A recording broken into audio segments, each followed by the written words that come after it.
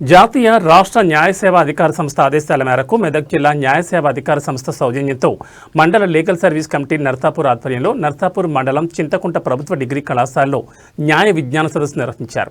ఈ కార్యక్రమానికి ముఖ్య అతిథిగా Hemalatha junior civil judge cum chairman mandal legal service committee Narsapur విచ్చేసి ముందుగా ఎన్ఎస్ఎస్ విద్యార్థులతో స్వాగతంతో కళాశాలకు విచ్చేసి కళాశాల ఆవరణలో ప్రిన్సిపల్ లెక్చరర్స్ విద్యార్థులతో కలిసి మొక్కలు నాటారు.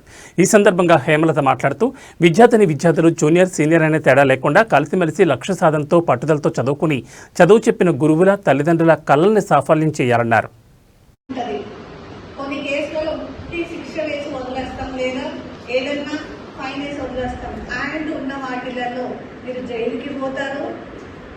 అమౌంట్ కట్టాల్సి వస్తుంది. ఒక్కసారి జైలుకి వెళ్తే మీ పరిస్థితి ఏంటో ఆలోచించుకోండి.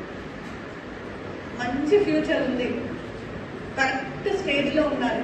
ఈ 3 years అనేది చాలా క్రూషియల్ ప్రతి విద్యార్థికి, అది అబ్బాయి కానీ అమ్మాయి కానీ. ఈ క్రూషియల్ గల ఏంటి అనేది అలా కాకుండా ర్యాగింగ్ అనే ఏ పిచ్చి పని చేసినా మీ ఫ్యామిలీ మీరు అంతా ఇబ్బంది పడతారు, జైలుకు పోవచ్చు. ఇప్పుడు పిల్లలు చేశారన్న మంత్రుల పిల్లలకు పనిష్మెంట్ ఇచ్చి వదలము. పేరెంట్స్ అకాడమిక్ ఇయర్ పోతుంది, మళ్ళీ మీరు చేయలేరు.